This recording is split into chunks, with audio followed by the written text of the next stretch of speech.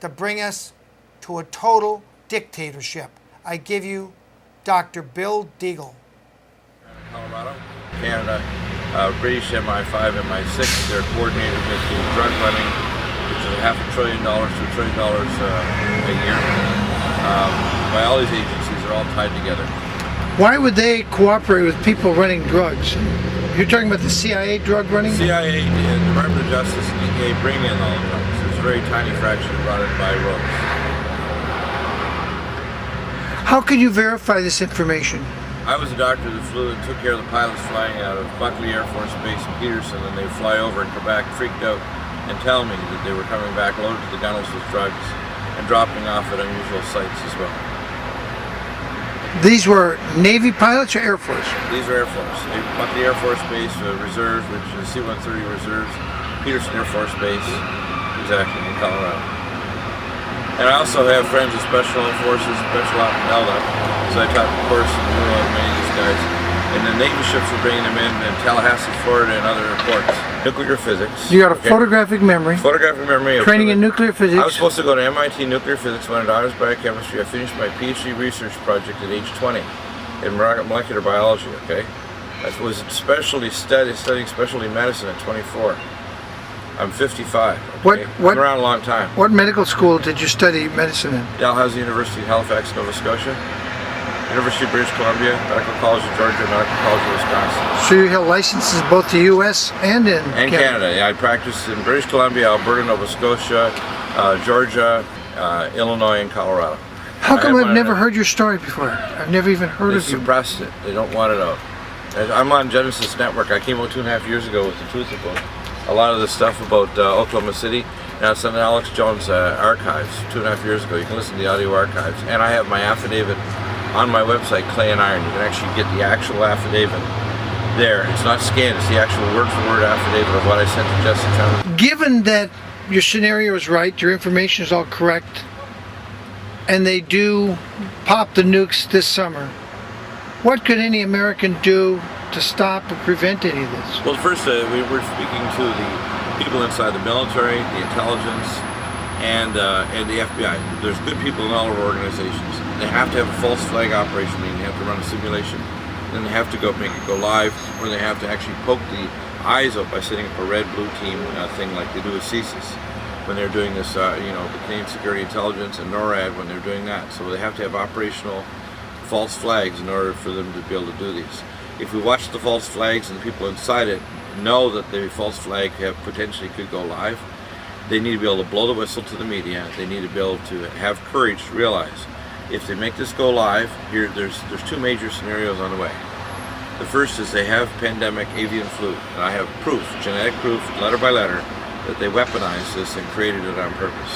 I even have the sources where it was. I got the documents March 16th, 1997 from doctors and scientists in Zurich, Switzerland. They smuggled it out of the World Health Organization headquarters in Basel, Switzerland, and gave it to me when I was speaking over a private conference with the directors at HLI, Human Life International in Zurich, Switzerland in 1997, March 16th. They gave me the document to show that they were actually taking the 1918 flu, taking the gene sequences of the fragments of the DNA and rebuilding the virus and weaponizing it to make it 30 to 50 times more deadly than the 1918 flu. Calculation, and I have the DNA proof, this is not conjecture, letter by DNA letter that proves it's the same numbers, it's like the show Lost, the same DNA sequences that were lethal in 1918, plus new ones like a deletion in the NS1 gene that makes it 30 to 50 times more lethal. And the estimated dead from the avian flu when they finally release what I call the Zycronian 12 plague will be 2+ billion. That's the dead, not just the infected. It will paralyze the world economy. That's probably coming in the next few years. But the major danger, I believe, that in the next, say, 3 to 6 to 18 months before the U.S. federal elections, is false flags and nukes going off in cities that have been doing multiple tests over the last number of months now, with 10 kiloton nukes. The last one was the end of April in Virginia Harbor. They're getting ready to blow up the core of a number of cities. And the people have told me this face-to-face with senior NSA agents and CIA agents who told me face-to-face what their operational plans were.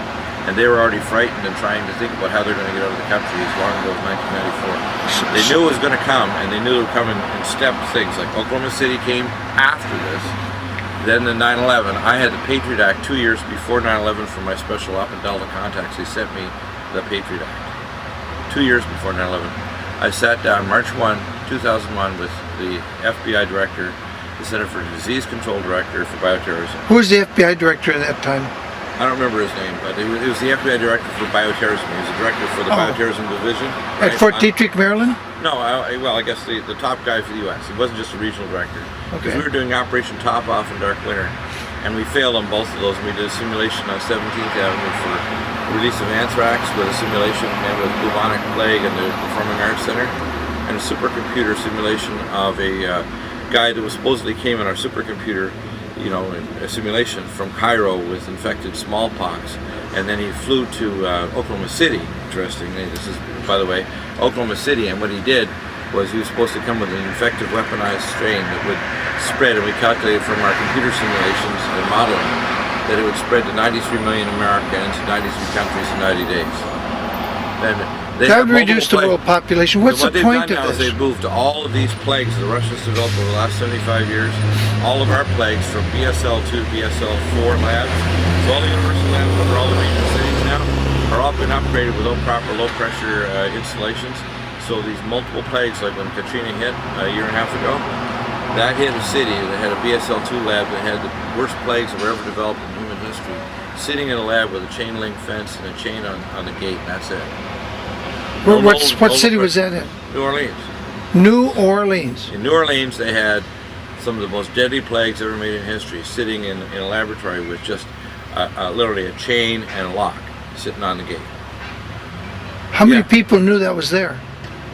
Very few people like me that do infectious disease. I taught the course on February 12, 2002 to our special op Delta and all the doctors in North America and Europe on bioterrorism. I was a main professor teaching it. So you're saying that the average American can't really do anything. We got to depend No, what they need to do is, first off, it's going to happen with average people. It's going to be military, police, firefighters, corporate heads, CFR. They need to know that their next plan is when they do this, they're going to declare martial law. They have these civil defense camps ready, 660.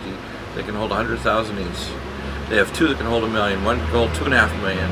And I personally visited several camps around America, and one that was north of in Montana in Alberta that could hold 500,000. And I was told by my military contacts a long time ago that this was designed for Americans. And the time when I visited the camp was July 1983. July 1983. 83. 1983. More than 20 years The guy ago. who told me was the CSIS director for Western Canada. All right, so I went personally to the camp. Why would they even want to keep camps to hold people when they can just wipe them out with plagues? They want work factories, and they want to control the population. Right now, what their plan is, their main thing is control. They want to go to martial law, then they'll get the people under control, then they'll get them chipped. Once they're chipped, I mean, they're totally controlled. Their idea is to have a chip that can track you down to 1 cubic meter anywhere up to 400 meters below ground, anywhere on the planet. They'll have sensors and cell phone towers, doors, buildings, everywhere. And these are biometrically linked to a supercomputer database. And I was at the primary node, which is at Schriever Air Force Base, Falcon, Colorado. There are other nodes for this that are based overseas in Whitehall, England, Jakarta, and other places. All connected by both satellite and ground-based, super fast fiber optic links worldwide. Watch on second thought to get the whole truth. There it is. You just heard it from Uncle Sam. This is William Wagener for On Second Thought. See you next week as we go to freedom.